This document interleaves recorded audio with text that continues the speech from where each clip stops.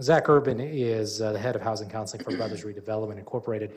Brothers is the administrating agency for the statewide foreclosure prevention hotline, and they have a call center there to handle overflow and a variety of other calls that people choose to not direct to their local housing counselor. Of 4 counselors there at BRI. And so Zach will present you with some basic information about counseling and what are some of the real specific options that you have available to you as you're attempting to work out a loan resolution with your lender. And what is it that you need to ask for? What is it do you need to know about specific loan products in order to move toward a resolution with your lender? What sort of information do you need to know to get effective counseling and to find some resolutions with your lender when you're trying to work out a foreclosure situation? So Zach, go ahead. Thank you very much, Ryan. And if you're not in front of your TV right now, if you'd like to come back and bring with you a pen and piece of paper, if you're here in the audience and you came to learn about how to avoid foreclosure, this is it. So what I'd like to do is go through some of the basics about the timeline of foreclosures in Colorado as it relates to Colorado specifically, as well as some of the options and what does it mean to work with the mortgage company to get out of the foreclosure process. Going on to the first slide, what I want to give people is a clear understanding of both what does the timeline look like and what does it mean to the mortgage company.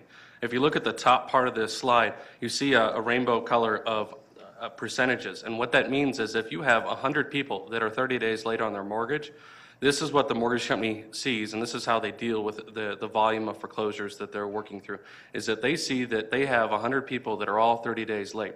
They have staff in collections and general servicing that is attempting to work with those borrowers to get them to make that one payment that they've missed. And so they staff up enough people to work in that collection department to handle that load. Going into 60 days late, borrowers that have missed more than 2 payments are now 60 days late.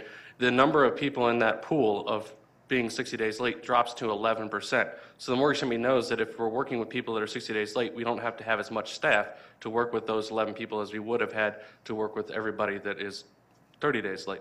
Going further into the process as you become 90 days late, then that number drops down to 4, and then on into 2% of everybody that is 30 days late will go on into the full foreclosure process. And I bring this up at the very beginning because I hope that through tonight you can get a clear understanding of some of the frustrations that homeowners have going through the foreclosure process. And one of the most primary frustrations a homeowner will have in the process is they'll call the mortgage company and they'll get in touch with a collector or someone on the front end of the general servicing, and the collector or representative for the mortgage company has one simple task, and that's to collect their money. Mortgage companies are very simple creatures. They just want money. And if you don't have it, that can be a very that could be a pretty heavy friction point for you and the mortgage company to be able to come up with solutions to dealing with the issue. But if you can understand from the mortgage company's perspective that they don't have the trained and designated loss mitigation representatives you're going to find at the end of the foreclosure process available to talk to everybody that's 30 days late, they have to employ those that aren't necessarily as trained in understanding the foreclosure process on the front end so that they can leave the most trained and most readied loss mitigation representatives for the back end at the last part, the 4 or 2% of people that are in the foreclosure process. That's why many times when you talk to the mortgage company, they say, well, I'm sorry, we can't help you unless you're 2 to 3 months behind. And so for a homeowner that's trying to be proactive, that seems very counterintuitive. Why would the mortgage company let me go 2 months behind before they're able to help me? And it's really not the case that they ever want you to miss a payment. It's that they don't have the staff on hand to deal with those issues that you would be presenting them when you're only 30 days late. So that hopefully gives people just one piece of the puzzle to work with the mortgage company and understand that some of these issues are just staffing related. Going into the Colorado foreclosure process a little bit more in depth, you have to understand that on January 1st, this process will change. So if you're just 30 days late today, or if you haven't had a foreclosure filed on you as of yet, your timeline may be different from what I'm presenting right here, and I'll get into that further timeline here in a minute. But understand that the foreclosure process is rather lengthy, and the purpose of it being lengthy is that the mortgage company does not want to foreclose on a homeowner. They want to give them an opportunity to resolve the issues that have presented themselves, whether it's a temporary hardship or whether it's something that can be resolved given just enough time. But there is time limits on this. The mortgage company has to be able to recapture that collateral if the default continues. And so going into December, if you've missed on August 1st, going into December, the public trustee's office is then going to become involved. The attorney for the mortgage company is going to add on several $1,000s in fees. And then going into February is when you'll probably see the most important date in the foreclosure timeline, and that is the sale date. And what that means to the borrower is that you have only up until that date to come up with the back payments that are due. After the sale date, you no longer have the ability just to come up with what is past due.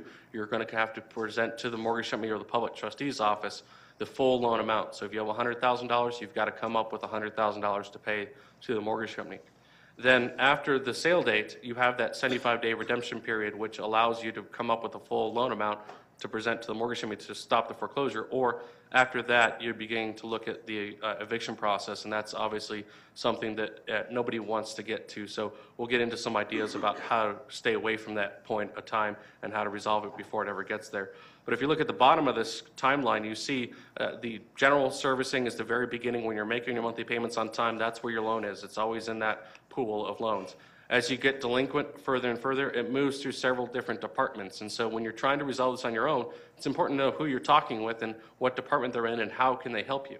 Collections, in my experience, working with thousands of families that have been in foreclosure, collections has been a very frustrating point for me and probably for most people that have ever tried to call collections, because they want money. If you don't have it, that's a pretty big obstacle to overcome. But once you get further into the process, the mortgage company knows that collections in general, the theory of collections isn't working. So let's come up with some new and different ways to resolve this issue. And that's where loss mitigation and the foreclosure department, different mortgage companies call it different things, but the basic concept is loss mitigation, simply to mitigate the loss of this property into the foreclosure process, keeping the property in the hands of the borrower.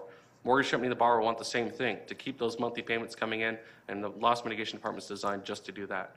Then on the back end, at the very end, it's in black for a reason, is the REO department, or the real estate owned department. And that's something that if you go into that eviction process or further into the foreclosure arena, you're going to start talking with the REO department. And that's the division of the mortgage company that begins to try to sell the property on behalf of the mortgage company after the foreclosure process has finished.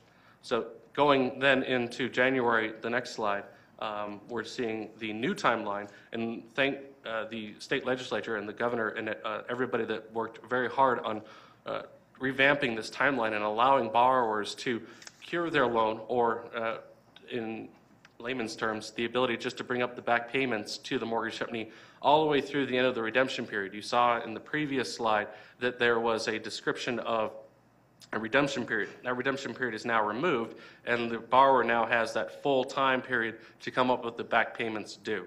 And that gives people more time, but it still keeps the entire foreclosure process within this general timeline that had been in previously. But just within that time frame, some things have changed around. And so that's the major thing to look at in the foreclosure process regarding changes coming on January 1st. So if you have not had a foreclosure filed on you by January 1st, this will be the timeline. If you've already in the foreclosure process, nothing will change for you after January 1. It will continue to be the same foreclosure timeline as it is currently. So that hopefully just gives everybody a quick, just real rushed view of the foreclosure timeline. But what's more important than timeline is how do you avoid that timeline? How do you keep yourself out of that process? And so what I want to go into is some of the techniques and tips for a borrower that wants to resolve this on their own, or they want to work with a housing counselor, just ways to get this taken care of. The best way to resolve a foreclosure or stay out of it is to talk with your mortgage company. That's also one of the most frustrating and hard things to do in the world, is talk to someone you owe money to and you don't have it. So what I've done is I've come up with several different things I think it's important for someone in the foreclosure process, or in just general working with mortgage companies. They're a very large organization many times. They're very cumbersome to deal with, very bureaucratic. And so these will work just as well for your cell phone company as they will for the mortgage company, but it's more geared towards avoiding foreclosure.